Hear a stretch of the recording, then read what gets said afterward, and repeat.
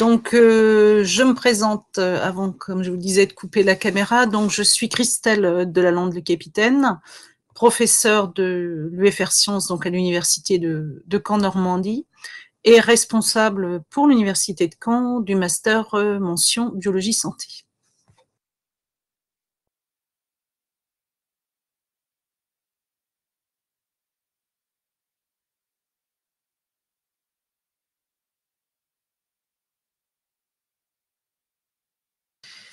Donc, comme je vous le disais, je suis responsable donc du master biologie santé de l'université de Caen, sachant que ce master est co-accrédité par l'université de Caen, mais aussi par l'université de Rouen. Ça veut dire que les deux établissements sont autorisés à délivrer le diplôme du master biologie santé selon finalement l'architecture que je vais vous présenter, mais avec néanmoins certaines spécificités que je vais aussi évoquer.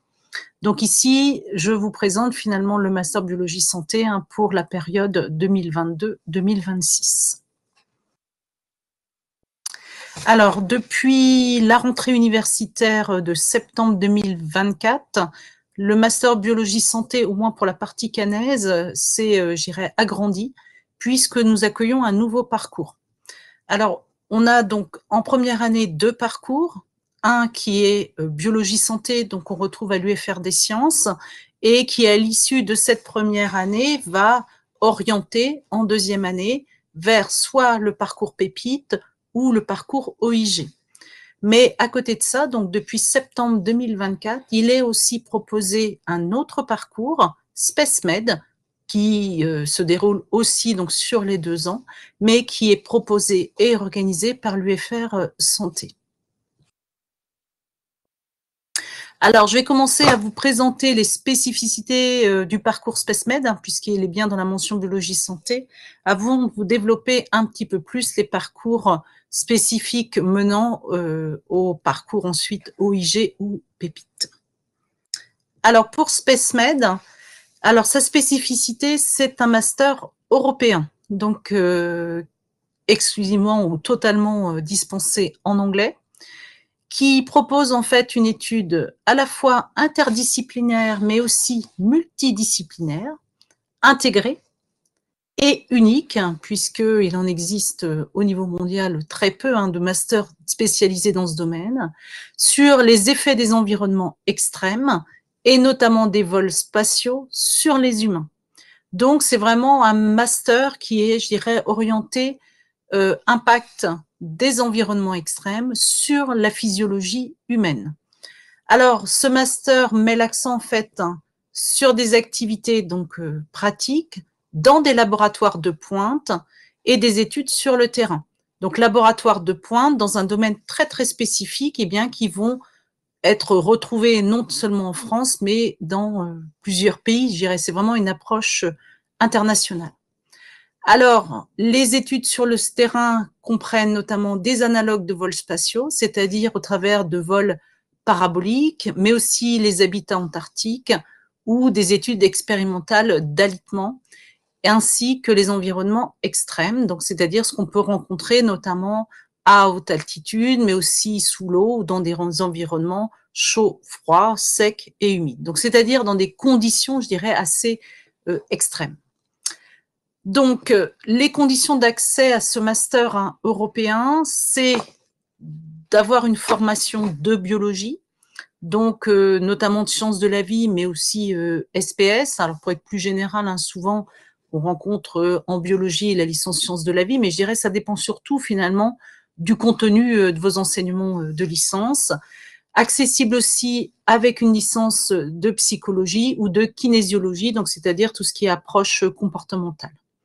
Ce master est aussi accessible à des diplômés d'études de médecine ou tout diplôme qui est caractérisé par une étude significative des humains dans l'espace ou dans des environnements extrêmes.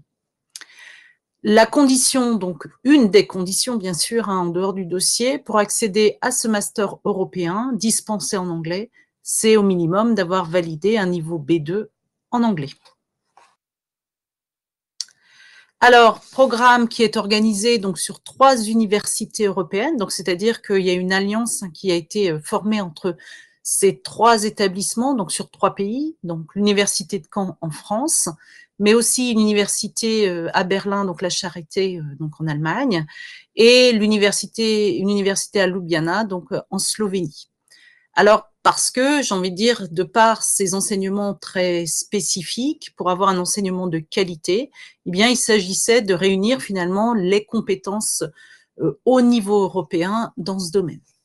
Alors, la première promotion qui a débuté donc en octobre dernier, elle a débuté à Caen, puisqu'en fait, les étudiants, lors du premier semestre, donc de la première année de master, suivent des enseignements donc à Caen, avec des enseignements, vous voyez, sur les environnements extrêmes, les modèles animaux, notamment, mais aussi humains, hein, je dirais, on se sert parfois des modèles animaux, je dirais, pour appréhender des questions chez l'homme, mais aussi des questions d'éthique, d'analyse des signaux et des statistiques.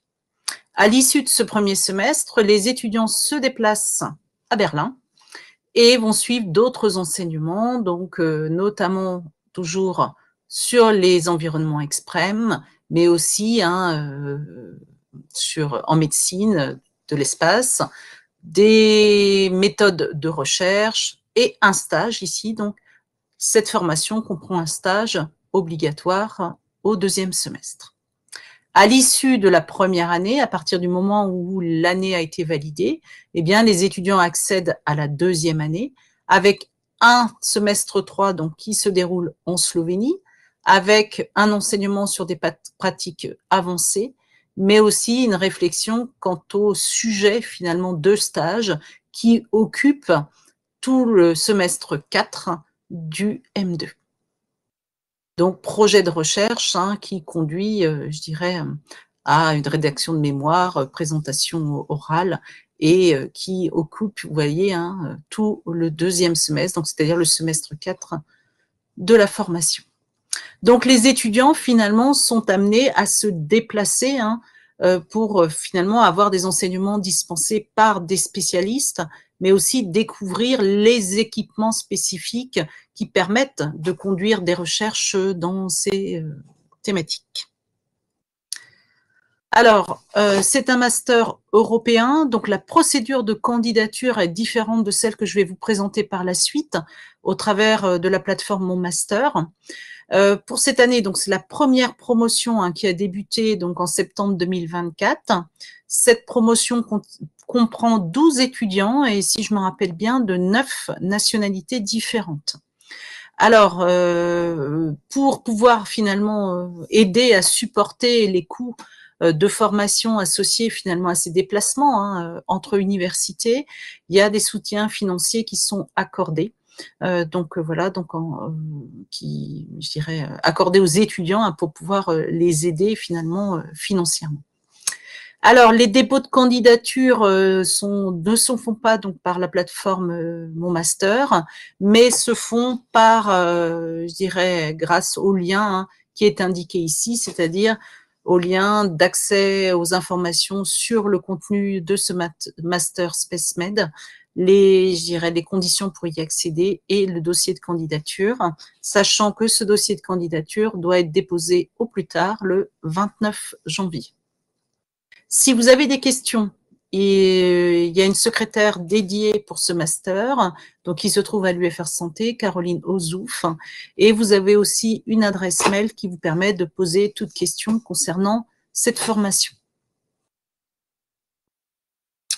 Alors, j'arrive maintenant au parcours OIG et Pépite qui font, je dirais, suite au master biologie santé proposé en M1 donc par l'UFR des sciences.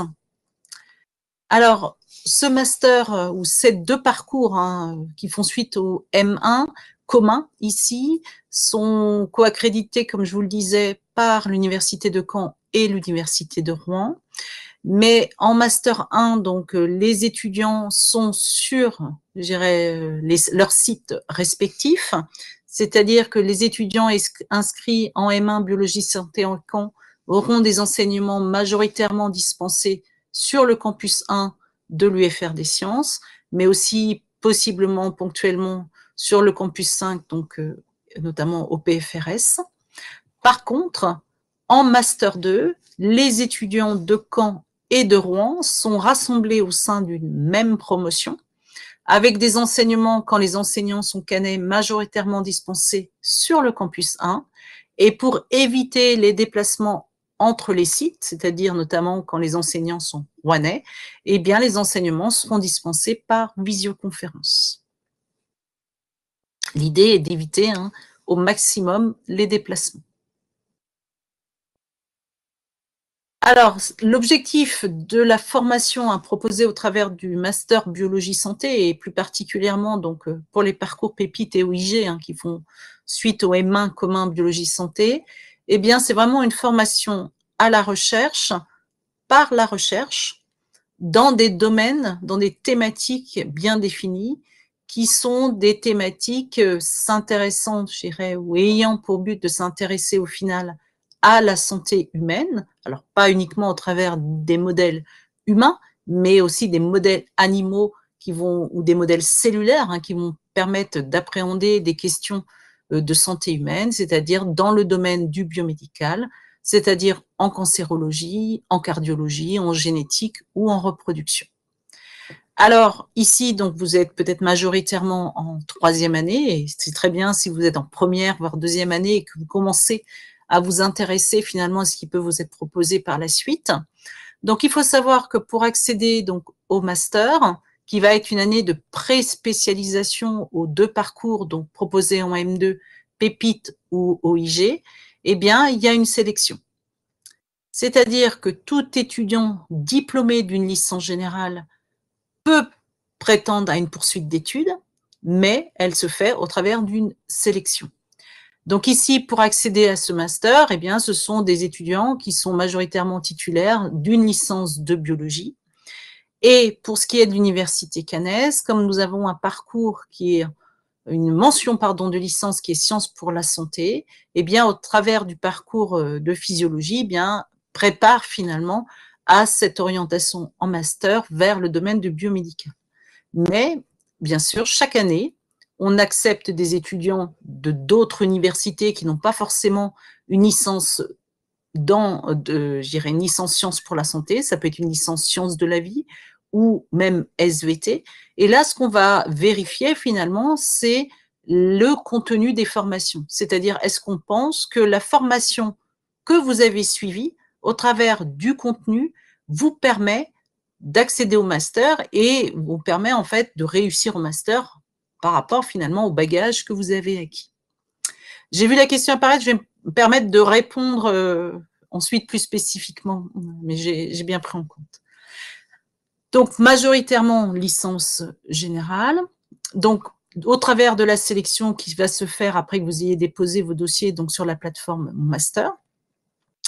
En première année, en plus des étudiants scientifiques, eh bien, il peut y avoir des étudiants de médecine et de pharmacie, alors qu'ils ne vont pas suivre la totalité des enseignements, mais qui vont s'inscrire à une unité d'enseignement au premier semestre et une unité d'enseignement au second semestre, réaliser un stage, et ça, c'est en parallèle de leur diplôme principal. C'est-à-dire qu'ils sont inscrits en médecine ou en pharmacie, et en plus, choisissent de s'inscrire en master biologie santé en première année en tant que double diplôme.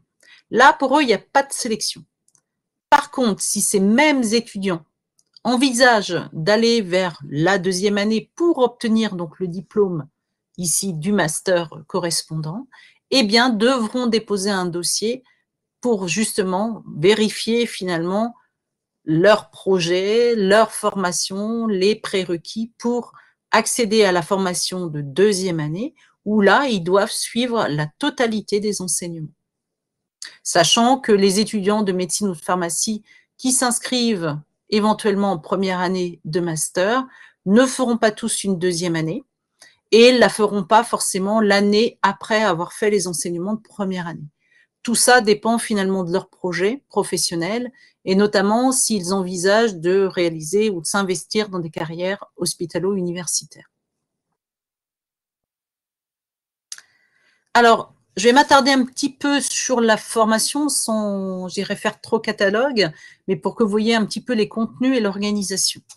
Donc ici, vous avez le contenu des unités d'enseignement du premier semestre du master biologie santé à Caen, donc proposé aux étudiants donc Canet, sachant qu'à Rouen, le M1 a les mêmes objectifs, mais qu'il peut y avoir certaines spécificités finalement selon l'environnement, selon les enseignants-chercheurs finalement qui dispensent ces enseignements. Mais le but est le même sur chaque site, c'est de vous préparer finalement à accéder au Master 2 qui lui est commun.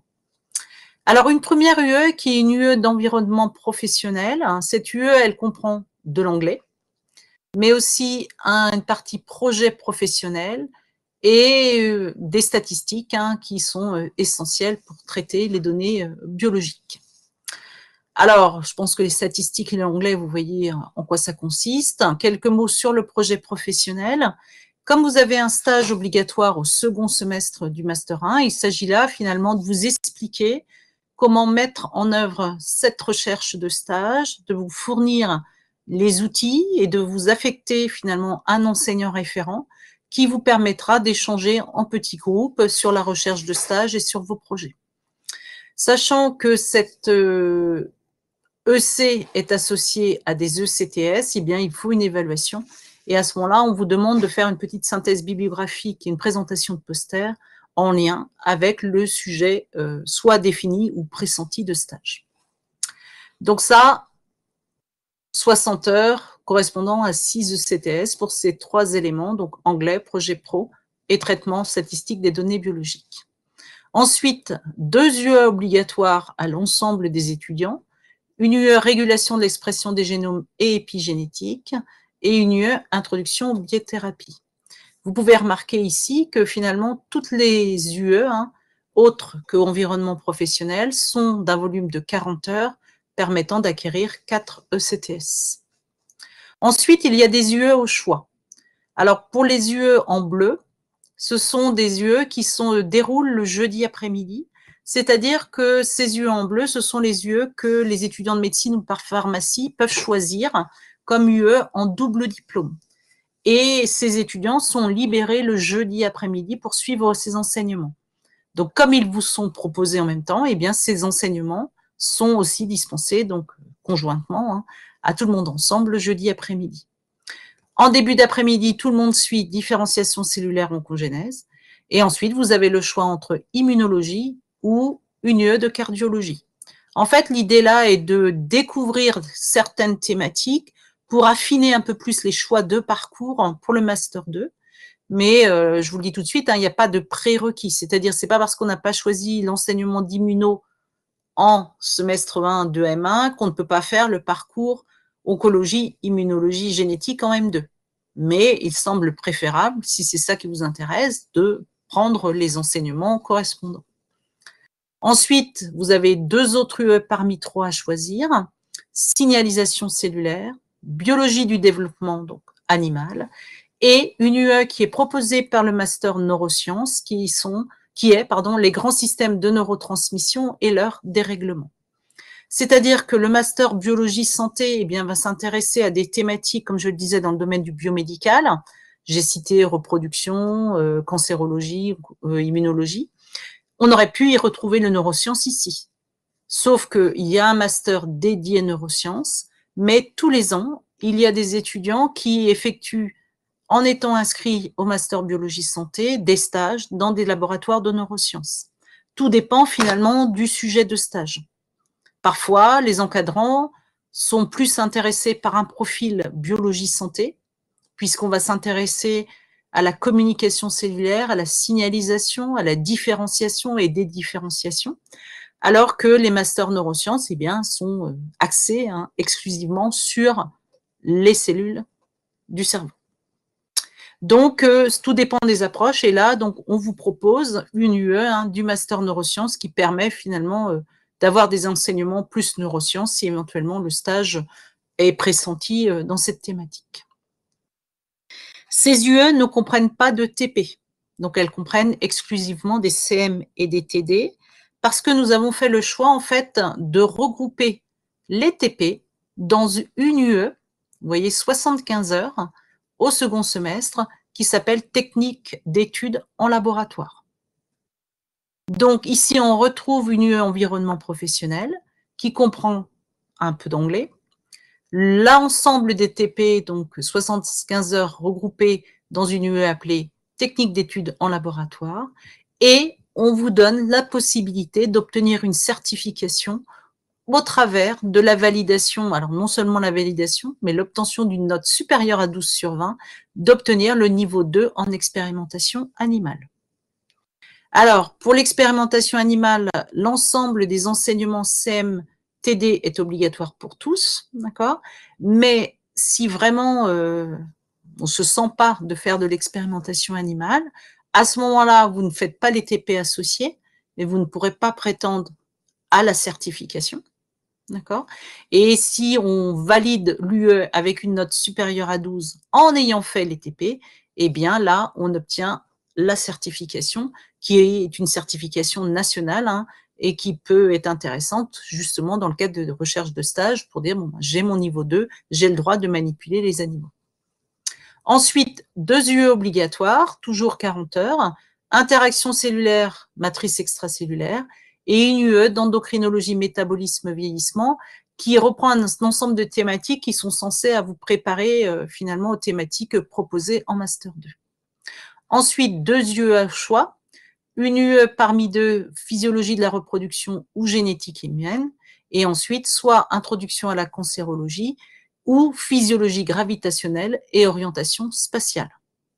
Donc, physiologie gravitationnelle et orientation spatiale, qui cette fois-ci est dispensée en français, reprend des enseignements finalement qu'on peut retrouver dans le master SpaceMed, mais qui là n'est pas le master, je dirais, européen, mais une UE qui vous permet éventuellement d'envisager un stage dans ces domaines. Et puis, je dirais, c'est vraiment la part belle à la pratique au semestre 2, puisque en plus de cette UETP, il y a un stage obligatoire de 8 semaines à réaliser donc en laboratoire. Pareil, les UE qui sont colorés ici en bleu, ce sont les UE qui sont programmés le jeudi après-midi et qui sont accessibles aux étudiants de médecine ou de pharmacie.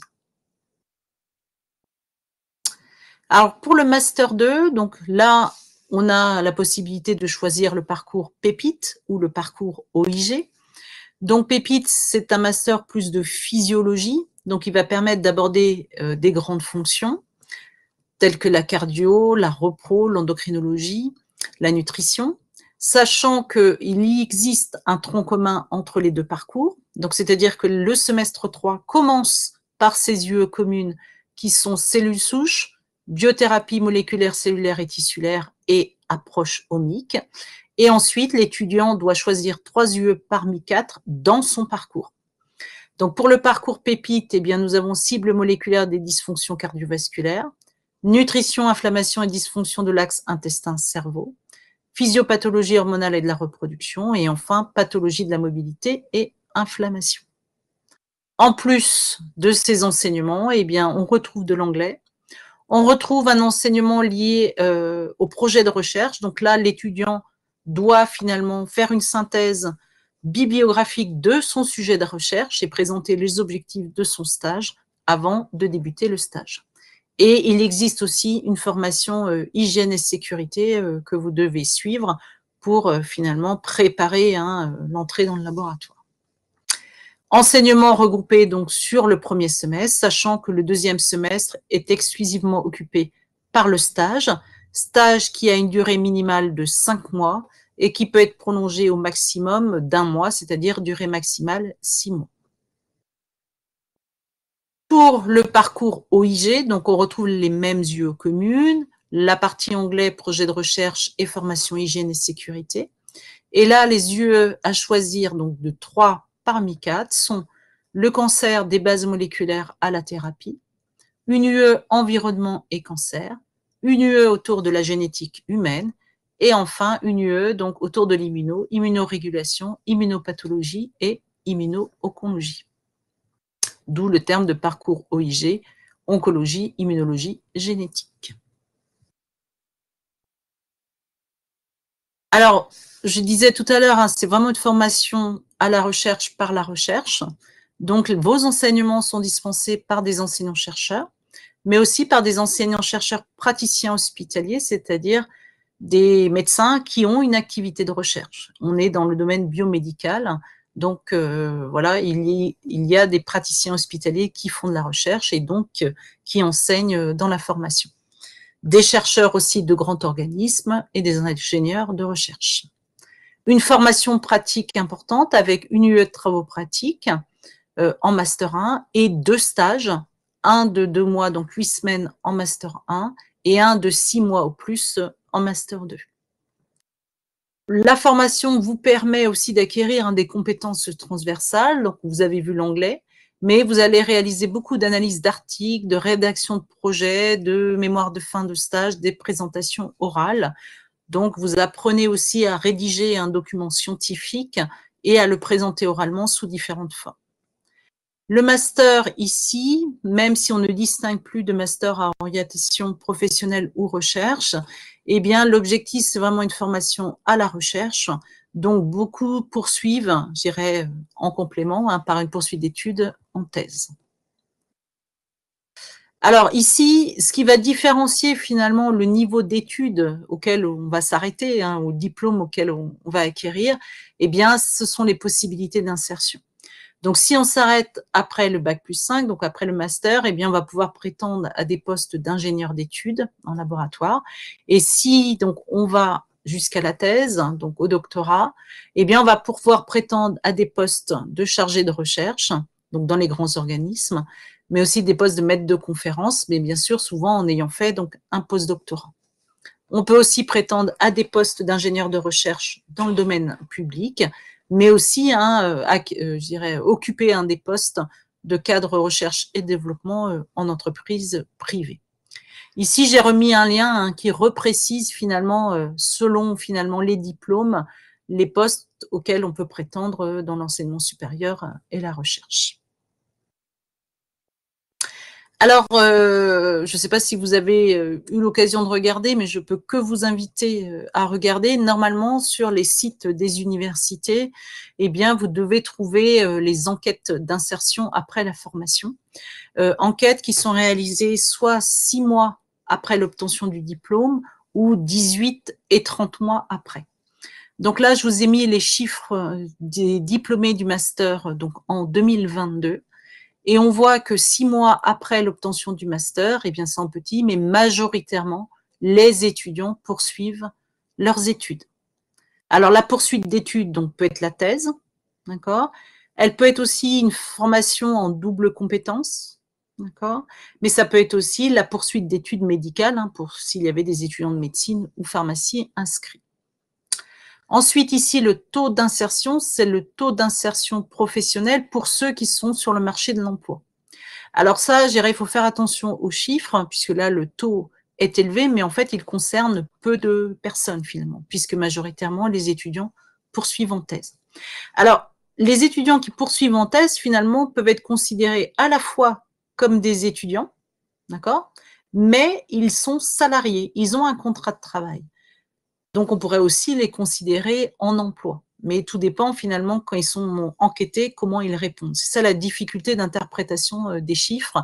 Mais ici, ce que l'on peut quand même noter, et je peux vous confirmer, c'est majoritairement la poursuite d'études. Et on retrouve finalement des chiffres aussi à 18 et 30 mois, et donc là, pour les diplômés d'un master en 2020, où le taux de réponse est assez important.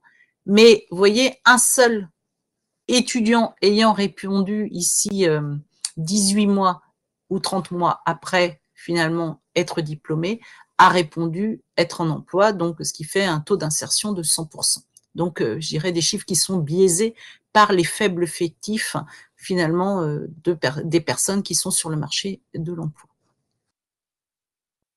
Alors, de ce qu'on constate, donc possibilité d'insertion au doctorat, dont des doctorats à l'étranger, c'est-à-dire que la formation française est très bien reconnue, des poursuites d'études ou reprises d'études médicales ou pharmaceutiques, des étudiants qui occupent des postes d'assistant ingénieur ou ingénieur d'études, Des étudiants, donc je vous disais, qui font des doubles compétences ou des formations plus spécifiques, telles que des diplômes universitaires de formation à la conception au suivi des protocoles en recherche clinique et qui, du coup, accèdent ensuite à des postes d'attachés de recherche clinique.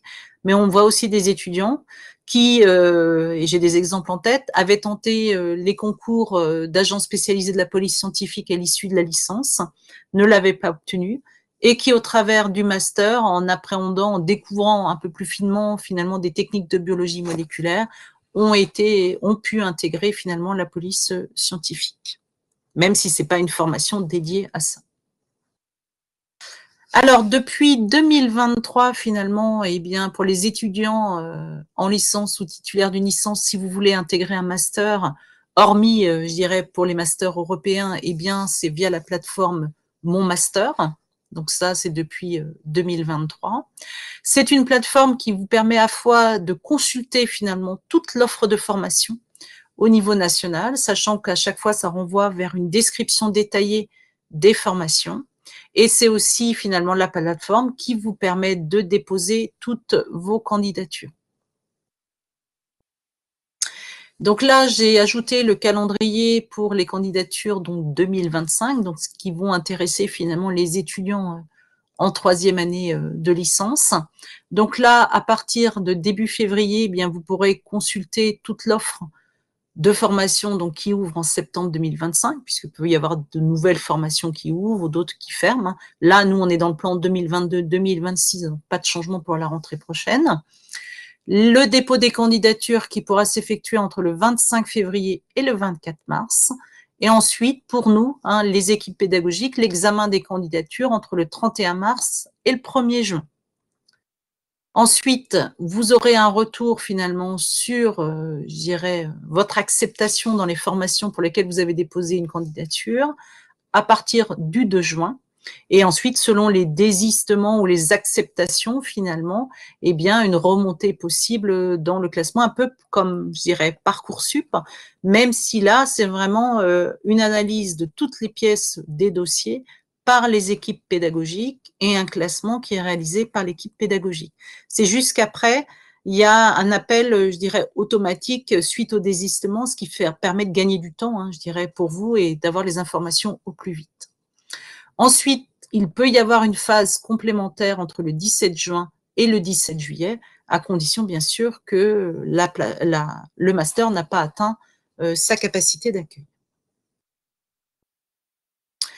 Alors, pour le master biologie santé, avec le M1 qui ouvre vers les deux parcours, donc OIG et Pépite, le nombre de places en première année est de 20.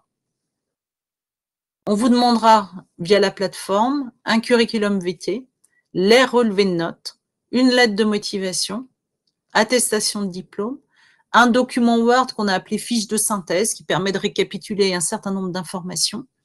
Et pour les étudiants étrangers, une attestation de niveau de langue française, sachant qu'on demande le niveau DELF C1 pour les étudiants étrangers. Après, ça signifie que vous pouvez mettre d'autres pièces, mais qu'elles sont facultatives. C'est-à-dire, par exemple, si vous avez fait un stage dans un laboratoire et que vous avez une lettre de recommandation, etc. Pour vous donner une idée sur le nombre de candidatures reçues par rapport à la capacité d'accueil, 2018, 193 dossiers traités. 2022, 502. 2023, ce qui correspond à la mise en place de la plateforme Mon Master, 672 dossiers. D'accord ? Avec quelques dossiers, je dirais, e-candidat et bourse Eiffel, donc c'est vraiment à la marge, sachant que le master n'est pas proposé via Études en France. Et pour la rentrée donc, de septembre 2024, nous avons étudié 528 dossiers et de la même façon, quelques dossiers e-candidats et quelques bourses Eiffel, sachant que là, cette année, une étudiante américaine disposant d'un financement Fulbright d'excellence a été acceptée, mais en plus de cette capacité d'accueil, c'est-à-dire que c'est 20 étudiants plus cette étudiante pour ne pas impacter finalement le nombre d'acceptations que l'on a pu faire via la plateforme Mon Master.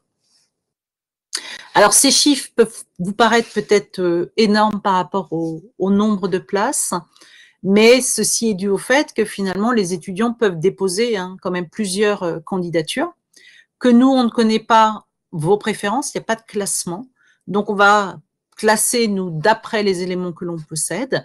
Et puis, ben, très rapidement, des étudiants vont se désister. Donc, finalement, on va en appeler d'autres, etc. Donc, ça peut aller assez loin sur la liste.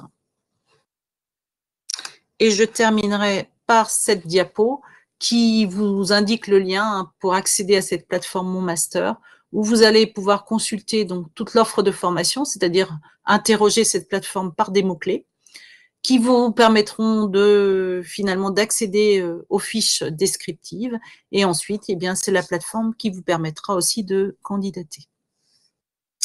Je vous remercie pour votre attention. N'hésitez pas à poser les questions. Donc, je vais commencer par répondre à la première. Et après, pour les questions, soit vous pouvez prendre la parole ou les écrire, hein, comme vous préférez.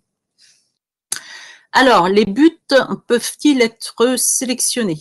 Alors, j'ai envie de dire, les buts peuvent candidater. Ensuite, la différence entre les buts et les étudiants, j'ai envie de dire, titulaires d'une licence, eh bien là, les étudiants qui sont en but vont être diplômés d'une licence professionnelle dont l'objectif est normalement l'insertion professionnelle. Alors que les étudiants inscrits en licence générale, eh bien l'objectif, c'est plutôt une poursuite d'études. Donc, tout le monde a le droit de candidater, d'accord? Mais seuls les étudiants qui sont diplômés d'une licence générale pourront faire un recours au rectorat s'ils n'ont pas eu de proposition de master. C'est-à-dire que les étudiants d'une licence générale, normalement, peuvent prétendre à intégrer les masters, mais comme il y a une sélection, eh bien, ils n'auront peut-être pas reçu de réponse positive. Et dans ce cas, si toutes les réponses sont négatives, eh bien, les étudiants diplômés d'une licence générale peuvent déposer un recours auprès du rectorat qui leur indiquera là où il reste des places, qui permet finalement de reformuler des vœux. D'accord? Donc, les buts peuvent candidater. Après, ce qui est essentiel, c'est le contenu de la formation pour, je dirais, réussir au mieux dans la formation finalement à laquelle vous prétendez. D'accord? Donc, de ce que j'ai vu l'année dernière, eh bien, ce qui, je dirais, l'inconvénient ou le défaut, hein, je veux dire, il y a plein d'autres avantages, c'est finalement la formation théorique dans les domaines notamment de biologie cellulaire, moléculaire, cellulaire, et de physiologie, hein, qui sont les bases finalement, les prérequis de la formation de master. Donc voilà, alors on n'est qu'à ce sera que la deuxième année de possibilité de candidature des buts. Cette année, il n'y a personne titulaire de but dans le master biologie santé à Caen, d'accord. Après, voilà, je dirais c'est pas fermé, mais on a des étudiants, je dirais à la fois formés à Caen, mais aussi dans plein d'universités autres au niveau national, diplômés de licence générale, qui, je dirais, sont censés préparer finalement au master. Voilà. Donc, ne pas hésiter à déposer des candidatures et je dirais, pour assurer le coup, hein, ne pas hésiter à déposer des candidatures via la plateforme e-candidat pour postuler en licence. Alors, pas en première année, hein, mais en deuxième ou troisième année, de sorte à assurer finalement, je dirais, cette formation qui peut être essentielle et faire la différence pour une entrée en master. Tout dépend des masters. Hein, je le redis ici, hein, le master biologie santé tel qu'il est conçu, c'est vraiment une formation à la recherche par la recherche. Il y a des masters qui sont plus professionnalisants et donc qui vont peut-être être plus ou s'appuyer plus sur des formations professionnelles telles que celles dispensées par les buts. Alors, c'est quoi la différence? J'espère que j'ai répondu à votre question suffisamment précisément pour les buts. D'accord. Alors, la deuxième question, c'est quoi la différence entre ingénieur d'études et ingénieur de recherche? Alors, ça correspond finalement à la grille dans la fonction publique, hein, si vous voulez. Donc, qui dit grille, dit diplôme d'accès différent, d'accord, niveau d'études, mais aussi, bon, bien sûr, grille salariale. Après, si je peux essayer de vous expliquer finalement les différences dans les métiers, je dirais, si je démarre à adjoint technique d'enseignement et de recherche jusqu'au chargé de recherche, eh bien, le travail, le quotidien, même si c'est dans le même environnement, ne va pas être le même. C'est-à-dire que, je vais dire, adjoint technique, technicien, assistant ingénieur, ingénieur d'études, vont vraiment être dans la conduite des expérimentations, c'est-à-dire réaliser les expériences en laboratoire. Ingénieurs d'études vont avoir certaines missions de responsabilité en plus, d'accord, et peuvent être responsables de parties de projet ou de techniques bien définies. Et l'ingénieur de recherche, eh bien, va avoir plus de responsabilités, d'accord. Alors, les postes d'ingénieur de recherche, si je vous dis dans mon environnement, il y en a peu dans les laboratoires de recherche eux-mêmes, mais il y en a plus sur des plateformes. Alors, c'est quoi les plateformes de recherche? Ce sont des environnements où on va regrouper un ensemble d'équipements qui sont, j'ai envie de dire, trop chers pour que chaque labo les ait. Et puis en plus, ce serait sous-utilisé.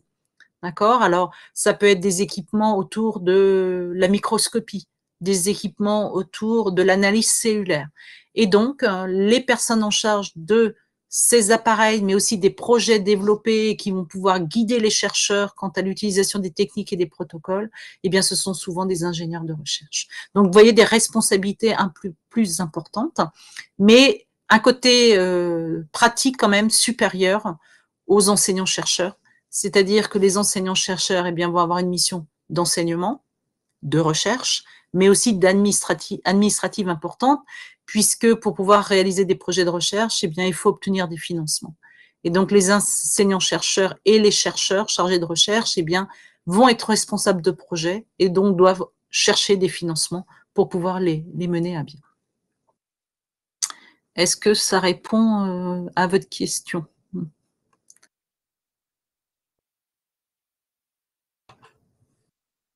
Super. Alors, est-ce que les étudiants en sciences de la vie ont un malus comparé aux étudiants de SPS? Alors, si je vais commencer, donc vous avez bien précisé à Caen. Effectivement, à Caen, et ça n'existe pas partout, on a 2 formations de biologie qui préparent à une poursuite d'études en biologie. C'est juste que les domaines thématiques vont être différents. C'est-à-dire SPS, sciences pour la santé, et puis, je dirais, sciences de la vie, eh bien, plutôt environnement, biologie des organismes, etc. D'accord?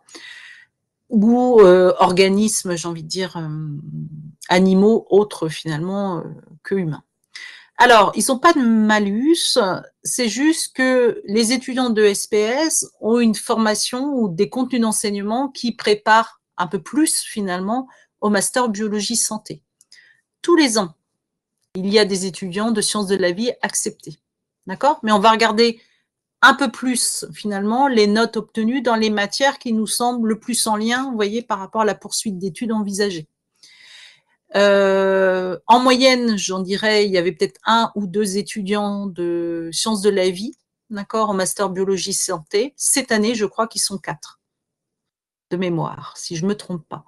Mais je vais restreindre quand même sciences de la vie au parcours BPO, parce que BPO, c'est biologie et physiologie des organismes, donc quand même un peu plus cellulaire et physiologique que biologie des organismes. D'accord. Donc voilà. Et ce qui est important finalement, c'est aussi, alors il y a les notes déjà, d'accord, mais aussi si vous étiez en sciences de la vie et que vous envisagez le master biologie santé, eh bien je dirais d'apporter peut-être des arguments supplémentaires ou vraiment qui vont au travers de votre lettre de motivation nous faire comprendre pourquoi finalement vous envisagez cette orientation. D'accord? Ou je ne vais pas dire un changement parce que la licence c'est quand même une formation générale, d'accord? Donc, elle doit vous permettre de postuler à des masters. D'accord? Donc, on va regarder vraiment le contenu, les notes, mais aussi la lettre de motivation. Alors, quelle était la moyenne générale de la licence du dernier étudiant accepté à la rentrée 2024? Alors, je suis désolée, je ne vais pas m'en rappeler, sachant que on n'a pas, au moment où on examine les candidatures, la moyenne à la licence. C'est-à-dire que quand vous déposez vos dossiers, vous avez au maximum vos notes du semestre 5. D'accord? Et on ne peut pas réexaminer, j'ai envie de dire, pour vous demander les compléments et avoir les notes du semestre 6, puisque sinon, vous seriez, on ne pourrait pas vous rendre des réponses, hein, vous voyez, dès le mois de juin. Donc, en fait, on se base, bien sûr, sur les notes des années antérieures, d'accord? Un échec, ça peut arriver, c'est pas grave. Si vous avez des raisons qui peuvent des fois expliquer cet échec, eh bien, faut pas hésiter. Alors, on n'a pas besoin de savoir le fond du comment, c'est-à-dire d'avoir des informations précises, hein, je veux dire. Mais parfois, si on a eu un an et demi de santé, eh bien une année qui pouvait être finalement à l'origine de difficultés pour suivre, qui explique le redoublement, ben, il ne faut pas hésiter. Plutôt que de le cacher et de mettre dans le CV et avoir un trou finalement dans le CV. D'accord? Quand il y a des trous, on essaie de comprendre. D'accord? Donc, vaut mieux expliciter s'il y a des arguments, des voilà, d'accord, sans, on n'a pas besoin de, je veux dire, d'informations, voilà, précises, mais peut-être des arguments qui vont permettre de temporiser peut-être un échec, une réorientation, voilà, je veux dire tout événement qui pourrait finalement impacter négativement. Ensuite, donc on va regarder les notes du première année, deuxième année et du semestre 5. Et la note, la moyenne au semestre 5 est extrêmement importante. Alors, j'ai plus en tête. C'est sûr qu'elle était supérieure à 10. Après, voilà, je dirais, je suis désolée, je vais pas, voilà, je vais pas prendre le temps là de réexpliquer, de retourner vers le fichier parce que je pourrais l'avoir. Mais ça dépend aussi, en plus, c'est pour ça que je ne peux pas donner de moyenne, parce que ça dépend du nombre de candidatures et de la qualité des candidatures. D'accord?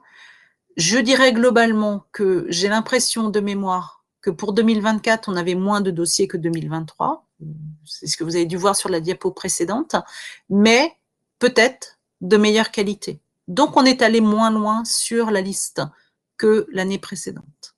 D'accord?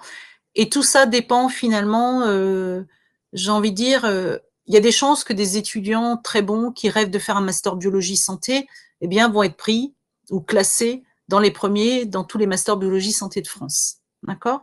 Après, eh bien, ça dépend s'ils choisissent plutôt Caen ou plutôt ailleurs. Vous voyez? Et ça, on n'a aucune idée finalement de la formation, je dirais, préférée de l'étudiant quand il postule.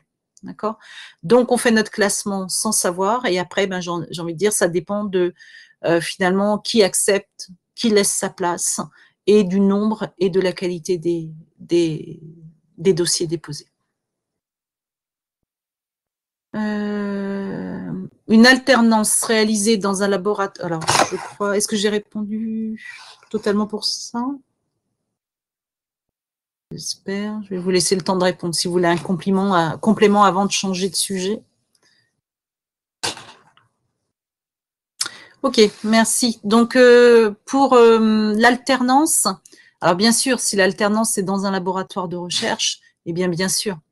Sachant que là, à ce moment-là, au-delà de l'intitulé du laboratoire, eh bien, il est intéressant de décrire ce que vous y avez fait.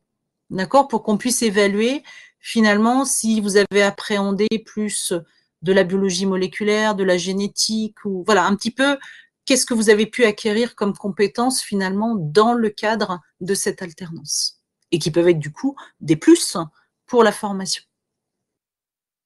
D'accord? Sachant qu'on va essayer quand même d'évaluer au travers de votre dossier si les connaissances théoriques sont suffisantes dans le domaine. Parce que l'alternance, alors il y a plein d'avantages tout à fait positifs, mais ça éloigne aussi un petit peu, j'ai envie de dire, de la formation initiale, de la formation classique. Donc voilà.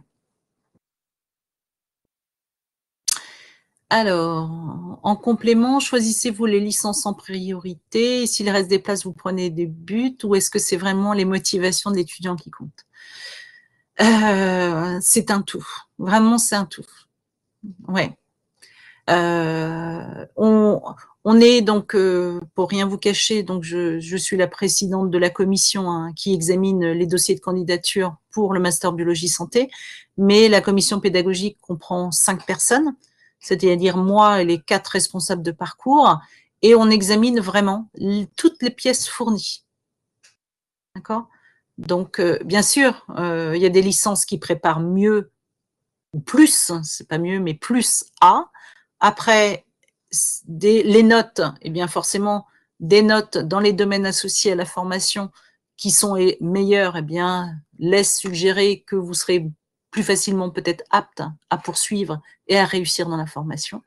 Et puis, ben, si vous avez acquis des choses dans votre formation qui sont un plus pour essayer de contrebalancer ce qui pourrait être des moins parce que vous êtes pas en licence générale, eh bien, ça peut être le plus qui permet d'eux. D'accord? Eh oui, mais voilà, eh bien, donc là, j'ai envie de dire, vous avez tout à fait un élément qui est indiqué au travers de la lettre de motivation. J'ai envie de dire, vous avez un argument quand je vois, voilà, le but. Effectivement, vous êtes peut-être rentré dans le but avec un objectif et finalement, au travers de ce que vous y faites actuellement, eh bien, évoluer et vous savez peut-être plus pourquoi vous avez envisagé des études et si vous souhaitez les reprendre, eh bien, vers quel objectif professionnel.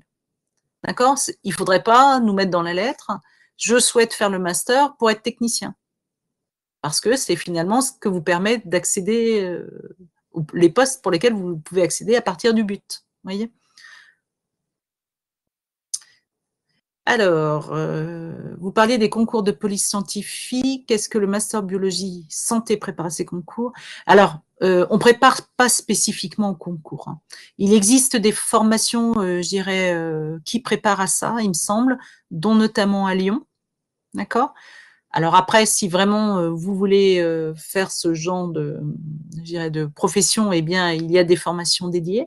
Après, ben, j'ai envie de dire, si on n'y est pas pris ou si on n'a pas la possibilité d'aller dans la ville où il y a cette formation proposée, eh bien, je tenais, parce que je trouve que c'était un bon exemple et concret hein, d'un étudiant hein, qui finalement s'était inscrit dans le master avec cet objectif de repostuler au concours et qui nous a indiqué qu'il avait réussi et que ce qu'il avait finalement appris dans sa formation, euh, que ce soit d'un point de vue théorique, mais aussi des stages qu'il a pu faire, eh bien, lui ont permis hein, de réussir le concours.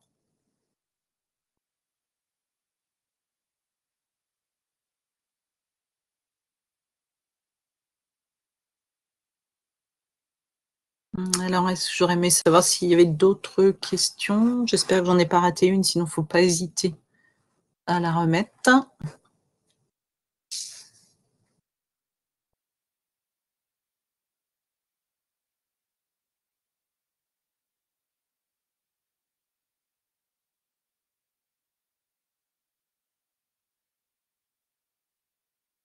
Alors, j'ai juste, au cas où une question arriverait, voilà, juste une petite précision. Si éventuellement des étudiants, là, se posaient la question, peut-être encore entre master neurosciences et master biologie santé.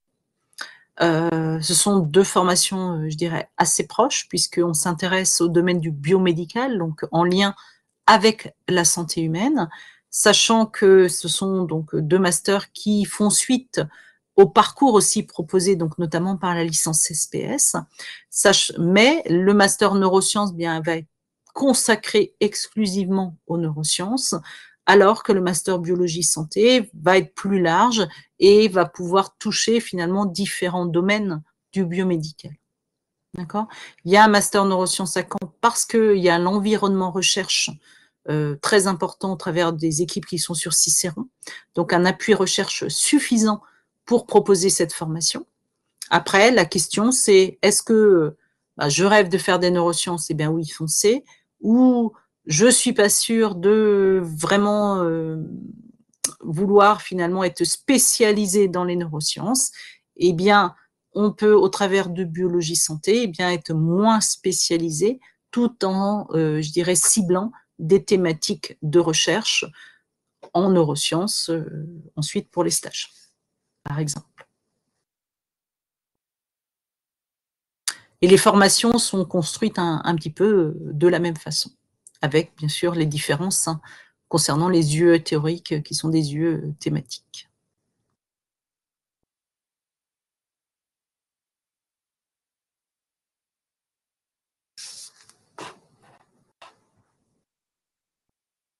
Pas d'autres questions?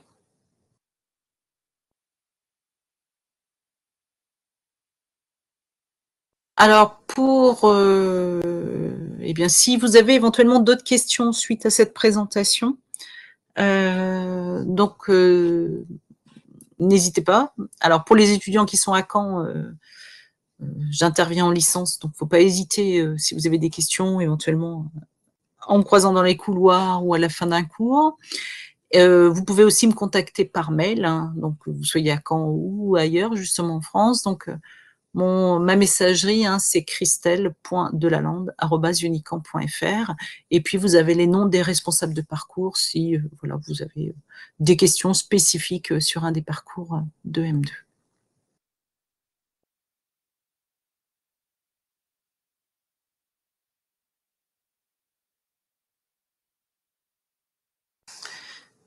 Bon, eh bien, je vous remercie de votre attention et de votre participation. Et on va s'arrêter là.